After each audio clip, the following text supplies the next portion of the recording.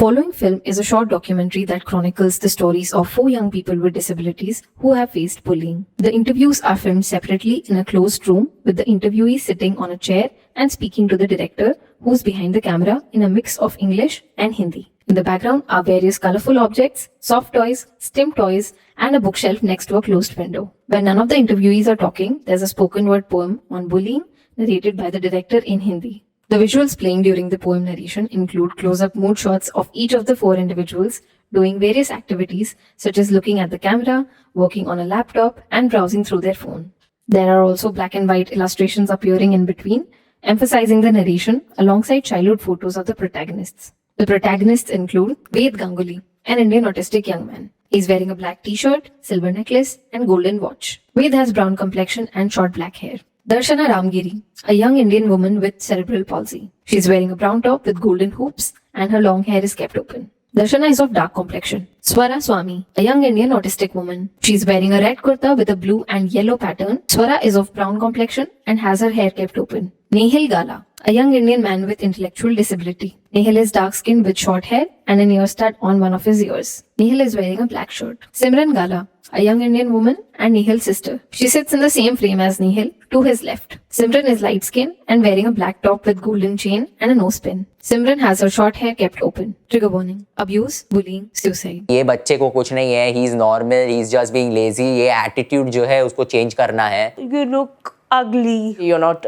liked because you're weird. झापड़ मार दिया या फिर कुछ कर दिया. Why are you creating content? लड़के कभी रोते नहीं हैं. You talk like a 12-year-old. आप ऐसे दिखते हो, आप पतले हो, आपको कुछ नहीं आता है. Much Much Spectrum presents in collaboration with Umeed Child Development Center. चुप जाती है जो बातें दिल में घर कर लेती हैं. An Aditi Gangrade film. पीछा करती हरदम जिंदगी भर याद रह जाती हैं. दरकिनार. छोटे छोटे किस्सों में मुझे याद है कि जब मैं 6 साल का था तब से मेरा स्कूल में बुलिंग हुआ था. मतलब फिजिकली लोग मुझे कभी कभी पीटते थे, ज़्यादा से ज़्यादा पूरे सबके सामने मेरा मजाक उड़ाना. So when I started putting out myself on social media, some comments which I got that, you look ugly, or why are you creating content? कि मैं 5th में जो था तो उससे बाद में डायग्नोसिस के बारे में पता चला कि मैं को शायद कोई मुझको, तो मुझे इतना पता नहीं चल रहा था कि कोई मुझे मार रहा है. तो मुझे ऐसा लगता है ये लोग शायद मेरी मस्ती कर रहे हैं, तो मैं शायद उनको एक मस्ती वे में ले रहा था. कोई वो पीट रहा है, कोई वो मार रहा है. तो तब मेरे को पता चला कि ये लोग शायद बहुत दिक्कत कर रहे हैं. Neurodivergent people are at more risk for bullying because of their traits. Like neurotypicals don't find that normal. बदमाशी वो करते हैं देखकर मुझे अनदेखा करते हैं. दोस्त बन के खेलने बुलाकर सिर्फ फीलिंग्स के साथ खेल जाते हैं. I didn't have like such happy moments in school, like throughout, like till 12th. तो मुझे ऐसा लग रहा था कि मेरे लाइफ में भी कुछ बचा नहीं है. तो आई थिंक मेरे को स्पेस ही नहीं मिल रही थी एंड मैं ऐसा डिप्रेस था कि शायद अब कोई आएगा, कोई मुझे बजा के जाएगा, हर कोई आके मुझे डांट के जाएगा, हर कोई मुझे गाली दे के जाएगा. दीदी की आंखों का तारा मुझे बेकार बुलाते हैं वो. समाज की आंखों में आवारा मुझे बेचारा बुलाते हैं वो. नजरों से गिराकर कहते नजरें क्यों नहीं मिला पाते हो. मैं कैसे रहूं जब तुम मुझे सिर्फ नकारते हो. They rejected me. So, the reason they gave me is you did not give any eye contact, you did not display any awareness. Basically, you're rejecting me for being autistic. औरों की तरह बोल नहीं पाता मैं, अपना दर्द सामने खोल नहीं पाता मैं. पर अगर बयां करूं तो सुन पाओगे, जो जख्म दिए हैं देख पछताओगे. उनका अपब्रिंगिंग भी ऐसा हुआ है जहाँ पे घर वाले उनको कहते हैं कि तुम क्यों रो रहे हो, लड़के कभी रोते नहीं हैं, लड़के ताकतवर होते हैं, मर्द बनो. Because of his neurodivergence उसको चिढ़ाया जाता था, तो साथ में उसका बिहेवियर जो था उस पर भी असर होता था. डरता था, बोलता नहीं था, उसको बच्चे लोग चिढ़ाते थे तो वो जवाब नहीं देता था. Like obviously you will feel bad if a person from nowhere came and said that you are ugly. मर्द के अगर आंखों में आंख डाल के देखोगे एक बार तो फिर वो समझ में आता है कि उनके आंखों में इतने आंसू बहे हैं. उस समय मुझे शब्द नहीं मिलते थे और जिस तरह मुझे बुलिंग हो रही थी, ना कि मैं इनसे बात कर सकता था, ना टीचर से बात कर सकता था. कभी कभी हमारे पास सही शब्द नहीं होते बताने के लिए कि क्या हो रहा है. तो पूरा ऐसे बम के तरफ फट जाता है. पूरा जो इमोशंस है वो उल्टी के तरह बाहर आता है पूरा. जख्म सिर्फ तन पर नहीं, मेरे मन पर भी है। कुछ कह नहीं पाए तो सिर्फ आंखें भर आए हैं। मैं भी इंसान ही हूँ, गुस्सा मुझे भी आता है। कई बार चीख देता हूँ, पर अक्सर मुंह बंद हो जाता है।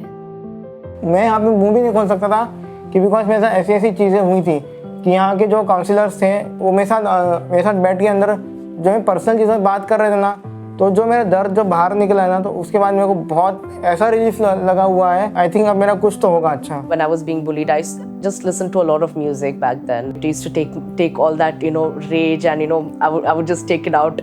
जो प्रेशर, जो दर्द होता है वो मैं जिम में डाल देता हूँ। अपने दर्द को अपना शक्ति बना देता हूँ मैं। जब कोई सिचुएशन बनती है स्कूल में, तो आई थिंक दोनों साइड के बच्चों को सुनना ज़रूरी है, समझना ज़रूरी है कि वो ऐसा क्यों कर रहे हैं और इनके ऊपर क्या असर पड़ रहा है। बच्चों को भी क्लैरिटी पड़ जाएगी कि ऐसा नहीं करना चाहिए, इसको वैसा नहीं करना चाहिए। आई थिंक पेरेंट्स के साथ बच्चों को भी है तो कैसे बच्चा अगर समझेगा तो आई थिंक वो चीज़ वो नहीं करेगा।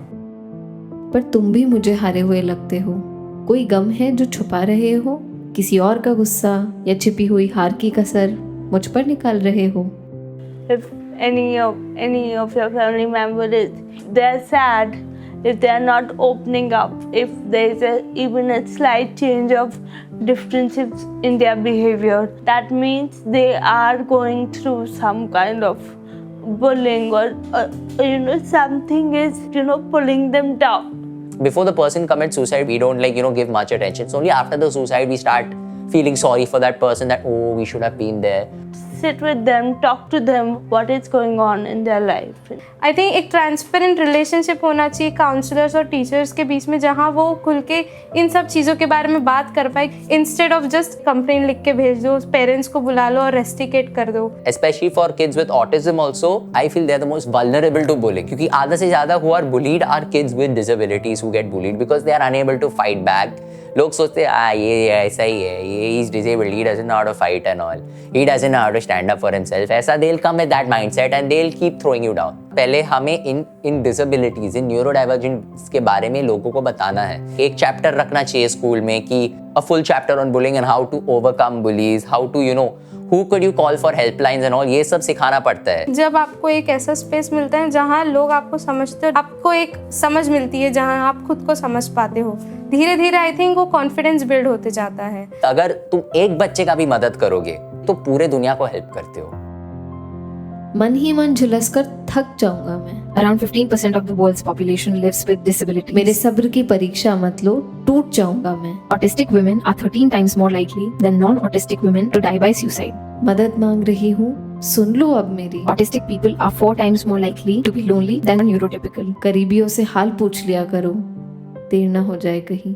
Up to 66% of autistic adults have considered suicide. 15.2% of people with intellectual disability reported being cyberbullied. अगर आप बुलिंग फेस कर रहे हो तो किसी भरोसेमंद व्यक्ति को बताइए, जैसे आपके पेरेंट्स है या काउंसलर्स है या टीचर्स। अगर आपका बच्चा बुलिंग के बारे में कंप्लेंट करे तो इस बात को हल्के में मत लो और इस बात का हल निकालने में मदद करो। Bullying can leave lifelong trauma.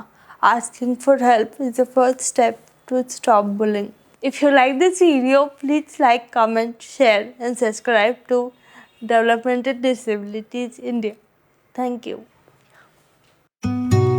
An awareness initiative supported by H.T. Parekh Foundation. Credit roll: Director Aditi Gangrade, Producer Alap Debur, Director of Photography Anirudh Menon, Music Composer Joanna Juthani, Editor Akshay Kapoor, Associate Producer Sabha Ali, Shravan Lekha Anugya Srivastav, Associate Editor Anita Subramanian, Create Ronak Vyas, Graphic and Design Astha Paul, Spoken Word Joanna Juthani, Much Much Media Team Arav Agrawal, Riddhi Dharod, Hemal Makwana. Attendant Mrityunjay Kumar. Spot Vikas Boyer. Equipment Pandey Equips. An Umeed Child Development Center and Much Much Media Production. Subscribe to Developmental Disabilities India.